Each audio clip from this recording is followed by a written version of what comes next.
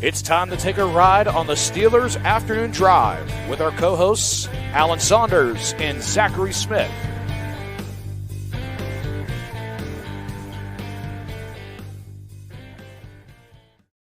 Get in the van. We're going for our Steelers Afternoon Drive. I'm Zachary Smith. That is Alan Saunders. Alan, great to see you when it's not pitch blackout. You are in a car, however, not moving. We're not taking an afternoon drive. We're taking just a sit down seat. I don't know. You're immobile right now in this car. How we doing? I'm immobile in Mobile. I didn't do that on purpose, but nice way to spin that to make it seem like I did.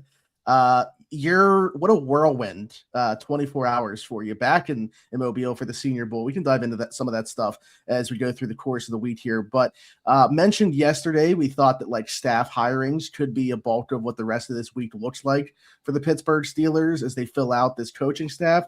And we got some news today as it relates to that. And Patrick Graham, the new defensive coordinator, is where a bulk of this is going to be. So I kind of want to save that. We'll mention that at the beginning, but I really want to dive into that conversation later because I do think it's going to be a good portion of the episode. So let's talk about Adam Henry first, the new wide receivers coach that's being brought in. Pretty expansive background when you look at the talent that he has worked under him. Anquan Bolden, both Jarvis Landry and Odell Beckham Jr., CeeDee Lamb, Amari Cooper, obviously when he was in Dallas with Mike McCarthy, Stephon Diggs, time in Buffalo. It's a pretty good track record in terms of the players that he worked with. What can you tell us about Adam Henry?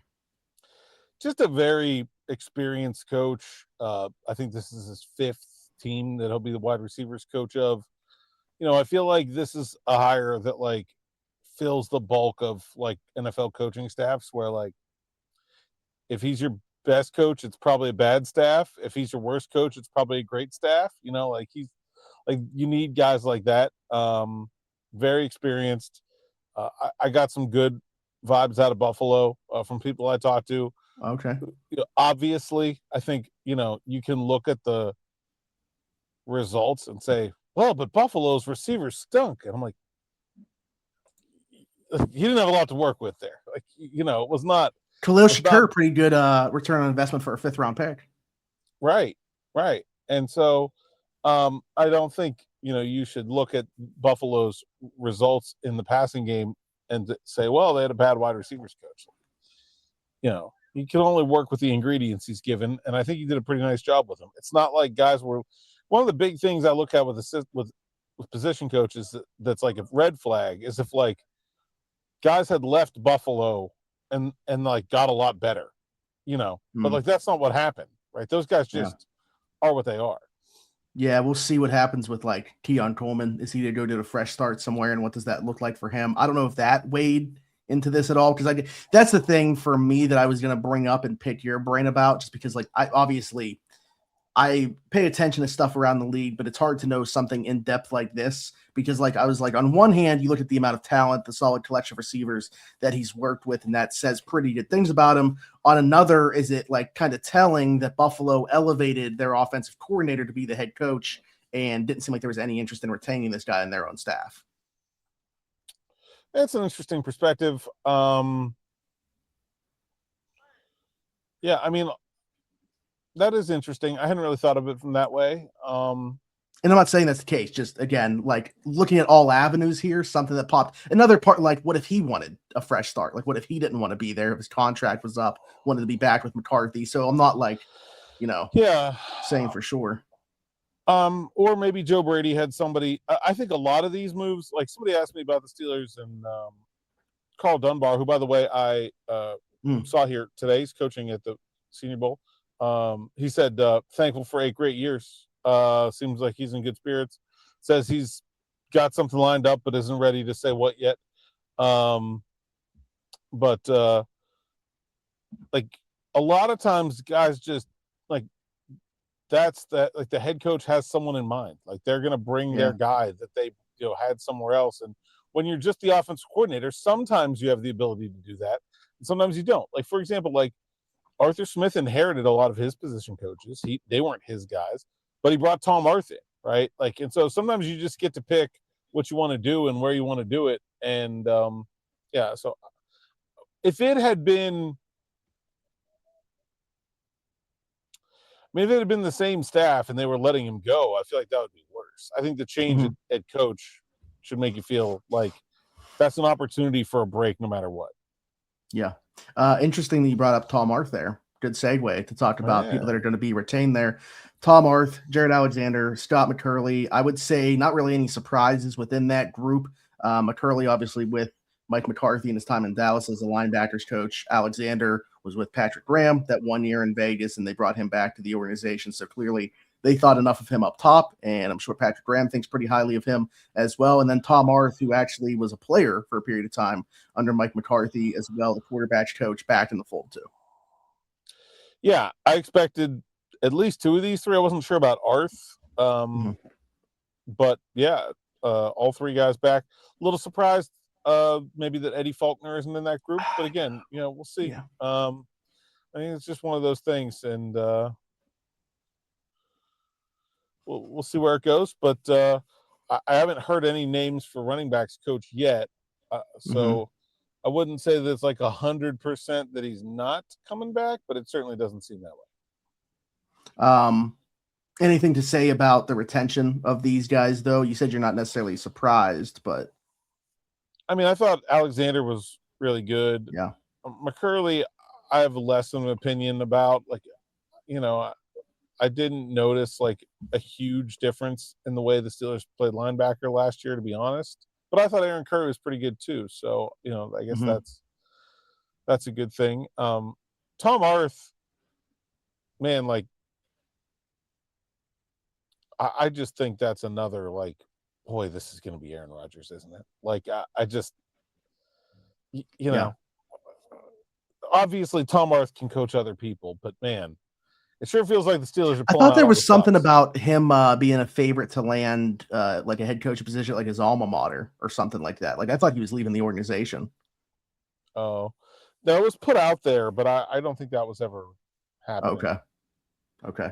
I know talking to somebody that is not a quarterback on the team, they actually spoke pretty highly of Tom Arth. Like, they're excited, fired up that he's back in. They said he's an awesome dude and he has like a hand in more things than you would think. Didn't care to expand upon that, but that's what they told me. So yeah, I can see that. He's a pretty smart guy. I've only talked to him a couple times, but I've really come away with it impressed by his intelligence, and former head coach at the college level. I think he has a sort of good big picture perspective that you don't often find in a position coach. Okay. All right. The team will continue to fill out their staff. We'll see. That running back coach is going to be very interesting to me. The longer the time goes on, I'm going to hold out hope that it's Faulkner coming back if McCarthy doesn't have somebody in mind as an external candidate. But I'm certainly hoping that that's the case. Special teams coordinator, a name that we saw potentially on their radar, Bubba Ventrone. We can, I guess, bring up the fallout of the Cleveland Browns head coaching search as well with him being on the market. But Bubba Ventrone sounds like the Rams very much interested, kind of expected that he's going to land there, but the Steelers showed interest in him to fill that spot. And whoever it is, Bubba Ventrone or other, going to have some pretty big shoes to fill and Danny Smith. I feel like Danny probably had just average size shoes. I knew you were going to say that. I was like, when I was coming out of my mouth, I was like, I know this is going to be taken literally. It's not really a big guy. Yeah. I've always really liked Bubba Ventrone as a coach. I always felt like the Steelers felt like he was kind of the one that got away, where you have this guy, I mean, a special teams linebacker from Char Valley should have been a Steeler as a player, should have been a Steeler as a coach. And then he goes to New England, and I guess you can kind of live with that. But then in Cleveland, and doing well, he was one of the head coaches here at the Senior Bowl last year. Those opportunities, and I mentioned that about Lunda Wells going to the Shrine Bowl and coaching, and somebody was very sarcastic. I don't remember if it was on Twitter or in the comments here. It's like, oh, the Shrine Bowl, what an accomplishment. Let me explain to you that, like, no one gives one crap about the Shrine Bowl, but those coaches are handpicked because they are seen as rising position coaches in the league with the ability to become a future head coach someday. Like that is why they are selected. And so, yes, it really is an accomplishment not to coach in it, but to get picked to coach it. So Lunda Wells, the coach of the Shrine Bowl this year, and Bubba Ventrone was the coach here at the Senior Bowl last year. Great guy. We'll see. I think, like you, that the Rams seem much more likely. The Browns do still have him under contract and would have to release him. And although they did not reject the interview, I have a feeling they would be much more willing to let him go to the Rams. Yeah, that's a good point. I guess I wasn't even thinking about that aspect of things. I am curious your perspective on, I'm sure it's been a transition period for everybody, but like you mentioned good coach, like his units were way better in Indy and New England. Of course, like talent's going to come into that and everything like that. Cleveland's playing a bunch of rookies, like 14 rookies on their special teams units. And I feel like that's probably, I'm not going to say like super abnormal. I think there's always rookies that are contributing on special teams. It's how they get their feet wet. But like the units have definitely taken a step back. And I was wondering if it's just like, it kind of correlates with like the role change as well. Like I'm just wondering if there's been an adjustment period there for him. Probably not well-versed enough to know that looking at Cleveland from the outside, but if he ends up in Pittsburgh, we'll find out. Yeah. Well, I mentioned, so the Steelers are like first in penalties since 2020, Cleveland second in special teams penalties since 2020. So, all right, we'll see if anything comes of that. I guess very briefly, though, we can mention the reason this is even a conversation, Cleveland making their head coaching decision today, which has been going on forever, 23 days to land on this decision. It is Todd Monken, the offensive coordinator from the Baltimore Ravens, becoming their new head coach, which seemed to be like a two-guy race for a while for that spot. It was like, are they going to go with the incumbent Jim Schwartz getting a promotion or take the big swing on Nate Scheelhaase? And the answer is neither. It is Todd Monken coming over, which good coach, certainly not going to take away from him there. But very similarly, like in a different way, but very similarly to the Steelers, where I'm like, what in the world was this process? It feels like they hired Freddie Kitchens again, except Todd Monken's like less willing to put his foot in his mouth. Like I don't know. This feels awful. Todd Monken was like an okay offensive coordinator. Like not great. Okay. It's a very strange hire. It's a very strange process. It sure seemed like this was like a decision of hurt feelings where like I had heard that Schwartz was trying to like sort of strong arm things and that he was really trying to like backdoor work his way into this job, and that the Browns obviously flew to interview Scheelhaase on Monday, and I think they got told no, or at least not right now, because he wanted to interview for the Buffalo job. And then they're like, oh, never mind, we'll go a different direction. And then, you know, Schwartz says, well, if it's not me, I'm leaving, you know, and it's like, man, what a disaster. To me, this is what happens to organizations with poor leadership from the top. And I'm not saying that like the Steelers search was great, because I've done nothing but be critical of it. But they hired the guy they wanted to hire. Mm-hmm. I don't know that the Browns could say that today. I thought the entire appeal, the entire allure of Monken being involved in this was you were getting him and Jim Schwartz as a combination had you decided to not take the big swing on Nate Scheelhaase. When they made the decision to go with Monken, I was like, okay, well, Scheelhaase wanted to bring his own DC or something like that, and that they weren't going for it. They wanted to keep Schwartz in the fold, so they made that concession and say, okay, well, then we're going to go with Todd Monken. And then it comes out, Schwartz was passed over for the job, and he told people leaving the building that I'm not coming back. So that didn't work out for them either. I have no idea. It's Jimmy Haslam, what an owner that he is. Also, the Bucks, like 5 minutes after this is not a basketball podcast, comes out, Giannis wants a trade now as well. Like, what in the world is going on in Jimmy Haslam's world? But it just seems like he hires people to do jobs and then doesn't want them to do their jobs.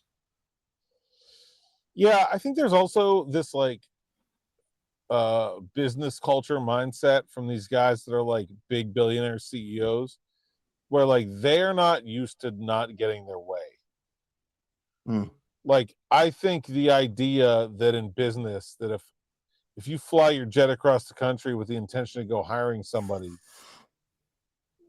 you're never gonna get a no. Yeah. And then they don't really know how to deal with it or how to plan for that, you know? I don't know. That's my perspective, but I'm not in those shoes. Yet, Alan. You're not in those shoes yet. Billionaire might be on the table in the near future. This trip would have been a lot easier with a private jet. I am not going to lie. We need a lot more subscribers. So let me do the math and see how many we need to get us a little Lear in here. Because that, I mean, that would make this a lot easier. There you go. You heard it. Let's talk about Patrick Graham. Expected defensive coordinator for the Pittsburgh Steelers coming in tomorrow for a meeting. Our boy DB put out 2 days ago that this was going to be the new defensive coordinator. Jerry Dulac put out today that this was the expected hire as well.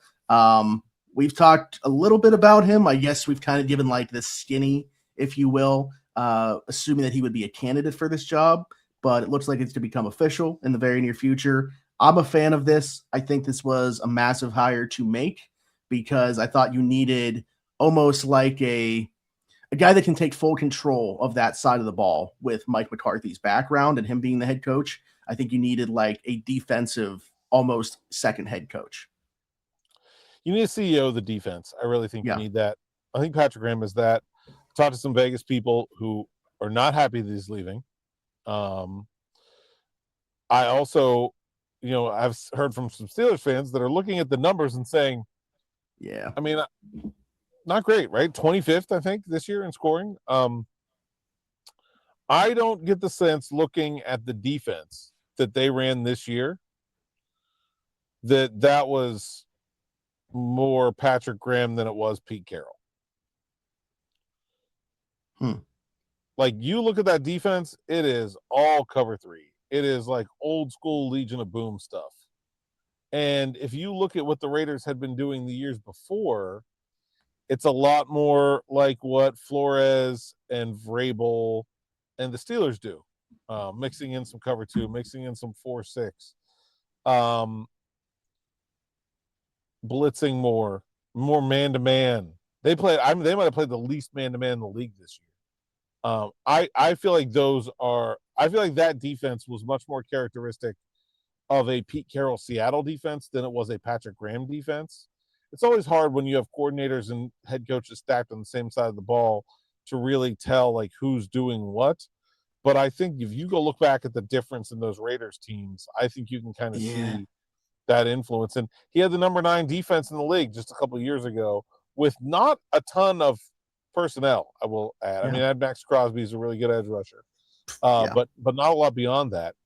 And Yale guy, extremely smart, Belichick school, very, very discipline coded, I would say. Not like a buddy pal kind of coach. Going to be a bit of a ball breaker, I would say, which will be I always think it's good when you're replacing a coach to find something that is just a drastic difference. I think that TA is a very friendly guy. Patrick Graham is not Brian Flores, but he's not that, certainly. And so I think just think it's a good transition where the structure of the defense doesn't need to change. He can coach these guys at the positions they play, but he can do it in a different way that'll be more effective in 2025 and probably refine the messaging a little bit in a way that might be helpful. I mean, if you look at just like the cover 3 usage from last year as opposed to the previous years, that screams to me what you're talking about, where it's like, I don't think it was a Patrick Graham defense, at least in full, because of that. It's just drastically different from every other Patrick Graham defense. Yeah. Now, Patrick Graham, which is basically like Belichick Flores 3-4, which is very similar, but not the same as the Steelers' traditional sort of starting with LeBeau 3-4. And not that different from Carroll's 3-4 in terms of the structure, but it's the back end coverage that's very different. And so, I just look at that cover 3 usage and say that's Pete. And I think that was the big problem with the Raiders defense last year. Just not a lot of resources put in that side of the ball. You obviously mentioned Max Crosby, but like, who was even the second best player? Like Trevon Merrick before he left? I don't know. Like, I mean, Jack Jones maybe to a degree at some point. Like, just not a lot of resources put in that side of the ball, especially up front. Yeah. So I'm excited about this. Excited to see what he does. The defense could look different for the Steelers from a personnel standpoint, but as it stands, it'd be funny to go from like no resources put into that side of the ball to the most resources put into that side of the ball in the Steelers. Yeah, I'm interested to see like what the plan is from an outside perspective with like two guys. We have a question about one of them. But I think there's two big question marks on the Steelers defense that they need to figure out before they get into the player acquisition part of this offseason. Is what's the plan with Jalen Ramsey and what's the plan with Nick Herbig? I think that those are the sort of existential questions on the defense because I'm here at the Senior Bowl and I'm looking at corners and I'm looking at safeties and I'm thinking, well, if Ramsey's playing corner and they think they're going to re-sign at least one of Pierre and Samuel, which seems likely, they don't really need a corner. I mean, that gives you Porter, Pierre. Let's say it's Pierre. Porter, Pierre, Ramsey, Eccles, Dante Kent coming back from an injury, Corey Trice coming back from an injury. You're kind of good at corner at that point, right? Like, I mean, I don't think you need 7. Like, you need a camp body. Like, you want to take one in the 6th round, whatever. But, like, I don't think you need to be out here in the 1st round looking at corner if that's who's coming back. But if Ramsey's the safety or Ramsey's not here at all, I think that changes that math. And if Ramsey's a corner, safety now becomes a black hole because, like, I would be very surprised if any of those free agents are coming back, Duggar, Clark, Peppers. And so it's really just Deshaun Elliott playing like the cheese stands alone. Like Sebastian Castro's over there. Will Smith meme looking around. Yeah. And so I think they got to figure out what's going on with Ramsey before they can get into here. And I'm really curious to see what Graham's plan is for that. Question about Herbig I want to get to as well. Yeah, we actually got asked about Herbig yesterday. So Herbig on a lot of people's minds. I understand why he's been brought up. The question isn't. Oh, it is about Herbig. Yeah, it is. Okay, let's. Yeah, Herbig's in the second part of it. Who doesn't love Herb? I got no. He should be on. Yeah. Hey, Alan and Smitty. This is from Seabass. Have a bit of the gripe with this though. I mentioned yesterday. When you're going to do this, it should be in reverse order, Smitty and Allen, but Allen and all caps, Smitty, I'll let it slide. With McCarthy worked with Parsons in Dallas, do you think they could try to move Herbig into that type of role, assuming he brings a defensive mind that helped in Dallas? Herbig kept getting suggested to move to off-ball early on anyway, so maybe he could do a little bit of both and be a little bit of a chess piece. Love the show. Salute. I'm really concerned now that Seabass has, like, my phone bugged or something because I was on my journey with Nick Farabaugh yesterday. We flew down, not together, but we were on the same flight, whatever. So we were hanging out in the airport together. And one of the things I said was they have to find a way to get Nick Herbig on the field like a lot more. And we were talking about McCarthy saying that he wants to keep the 3-4. And I said the 4-3 honestly is not like a crazy suggestion as a sub-package defense for this team. They're too small to line up in a 4-3 alignment. Like TJ Watt is very small for a 4-3 edge rusher. And Nick Herbig is not a very big Sam. And you're going to stack those two guys together and you're going to be small. Probably not good. But like as a sub-package kind of look, I love that. And just like he is a starter. They have to find a way to make him a starter. And so a Micah Parsons kind of role is interesting to me. The Micah Parsons Cowboys role where he sort of split time between edge and off ball. I think that's very interesting. I don't know how interested Herbig would be in that from a career perspective, but like, I think you could probably sell it as like, hey, any way to get on the field. I think I'm all for it. I think he can play linebacker. Like, I don't think there's any. And now, obviously, he doesn't want to be a linebacker because those guys do not get paid like edge rushers. Yeah, that's what I was going to say. Yeah, that's but when you talk about selling it to him, that's going to be the thing. Yeah. But, like, if you just say, oh, that's our 3 outside linebacker package, right? But Herbig's always the one that's off the ball. I think you can kind of find a way to finesse it in there where it works for the team. But like that package was really good this year they used it on third downs almost exclusively. But like, are the Steelers losing anything by taking Peyton Wilson off the field and putting Nick Herbig on? Like a little coverage, but not a lot else. Like I have no problem with it. Yeah. I mean, it also kind of plays into it. I'm interested to see what the future of Patrick Queen is, because that can maybe play into it too. Like, are they expecting that if that happens, like Peyton Wilson jumping into that role? I don't know. Based off what we saw this year, like that seems like a hell of a leap for him to all of a sudden take on that job. But even when you're talking about like in the 3-edge stuff and like one of those guys rushing in the A gap or whatever it might be, like it wasn't always Herbig doing that. So like there could be movement around with those three as well, including Highsmith and TJ. I'm with you. Like it seems like a very easy solution to just say, yeah, get all three because they're three of your best defensive players on the field as much as you can. Yeah. Yeah. I really like, I think it's that simple. And so I'm interested to see how a new set of eyes sees those problems, because I do think, again, linebacker, if you're going to play Nick Herbig at off-ball linebacker, you probably don't need one unless you're cutting Malik Harrison.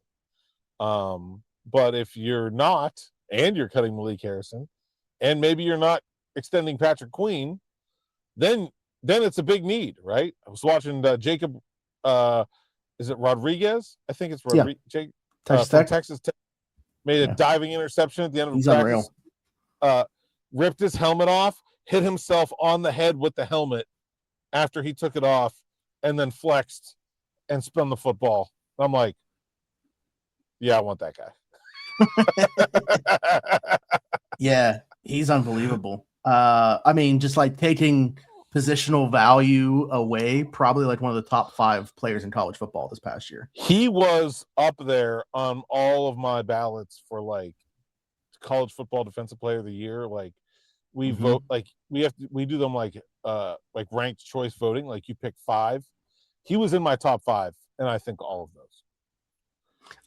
The last thing that I will say, when you look at Patrick Graham's defense, what we're talking about with getting all 3 on the field, do you think that that's something that, like, I know you're talking about a fresh set of eyes, but just traditionally in his defense, probably really hasn't been a problem where he's had 3 really good edge rushers and had to find a way to get them on the field that much. So is that something you think translates to it? I have to think back to like the New England days, probably, to find the answer to that question, because they did have some defenses with a lot of I'm just thinking guys. Recent, and they did have some hybrid guys that kind of played a couple of spots. I don't know. I don't think we have an answer to that, but I'm excited to find So wait, out. would he have been in New England when Van Noy was in New England? Because like he was kind of used in a edge off ball type of. I don't know what the years are there, if they line up or not. Have to look into it. That's a good shout, though. Yeah. Last thing that I want to mention here, because we always got to give shouts to the super chats. And actually, this one didn't even have a question accompanied with it. It's my guy, Justin Watson, giving us $2 and just saying, great stuff, fellas. Simple. He had a couple comments yesterday. Maybe we could read one of his other comments from yesterday. Boy. Okay. Let me see if I can find it here. Putting you on the spot here.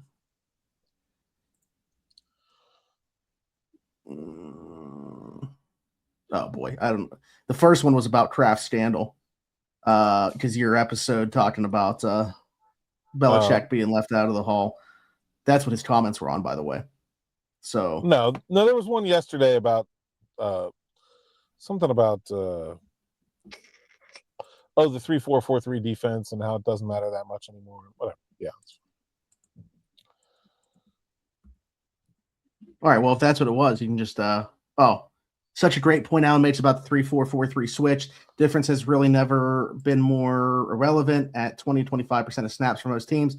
I would like to see them run more base with a true nose and dime in a clear passing situation instead of living in nickel. I just hope whoever the DC is leaves spot drop country cover in 2006 where it belongs. I think you will see that. I do not think, even though the Raiders ran a ton of it, probably more than the Steelers did this year, I don't think that you will see Patrick Graham bringing that to Pittsburgh. You know how I found it? I just searched 4-3. Found it right away. There you go. So, love being able to search those keywords. Appreciate you, Justin. Thanks for the $2. We'll split it evenly. Not spend it all in one spot. I'm putting it in the gas tank. Along with that 50's already burned through, huh? Oh yeah, we you know what? I got from Frisco to Baton Rouge on one tank of gas. I feel like that's solid Not work. too bad. Not too bad. All right, good stuff, Alan. We'll get you out of here. Actually, we've been recording this as practice is actively going on. So get you back out there. Maybe talk about some prospects here in the near future. But until then, tell people to find you. Saunders_PGH on X, Instagram, TikTok, and Blue Sky. I did post on Instagram yesterday and Blue Sky. Yeah. I have not made a TikTok here, but like baby steps. I'm not good at TikTok. I know what's Maybe good go to on midfield TikTok. and do a dance. I just gotta, yeah. I was at the Star Center, eyeing up the Cowboys logo, thinking I know what Juju would do right now. By the way, I interviewed USC wide receiver Jalen Polk today. There's a little Juju in that young man. Just in the I don't know how old he is, but he looks about 17. Like he is a baby face and soft spoken, and just reminds me a lot of a young Juju in that regard. Not the like later stuff, but if you remember wholesome young bicycle riding Juju, that's the vibe I got. Okay. All right. Good stuff. SN Plus. I don't even know if you mentioned that within there. Didn't. Subscribe to SN We're going Plus. to have a baller notes from the road tonight. Let me tell you what. Also, though, we are definitely going out tonight. So I don't know when that's getting written. Maybe early tomorrow morning, actually. Okay. Faribault and I are trying to fit like 3 days worth of Mobile socializing into 2 nights. So, you know. We did make it to Veets last night, which is sort of the legendary spot. Yeah. After I returned to the Airbnb 22 hours after I left it. Goodness gracious. So add to that list of the SN Plus subscribers, not only for all the great content that you get, but also you get a shout out at the bottom of the screen here on every single episode. So be sure to do that. Totally free to subscribe to the YouTube channel, which currently sits at 17,361. Nick Broker was 61 in training camp this year. Is there a current one? I don't believe so. Or wait, was that 71's Pete? I don't think there is. I don't think so. Boy, that's an ugly number. What a name from 2021, Daniel Archibong.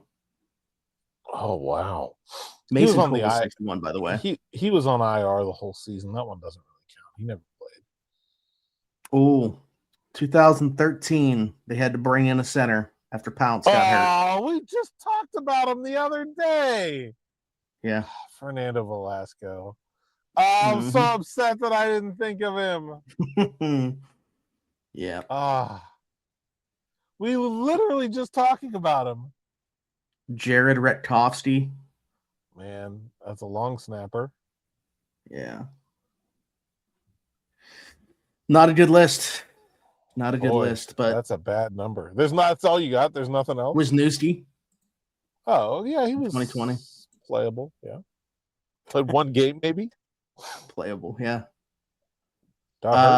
It's Okay. crazy. I don't see many guys that lasted even more than 1 year. Like Tyrone McGriff, 80 to 82. No Tim Simpson, 94. Blake Wingle. Familiar. No, I don't remember him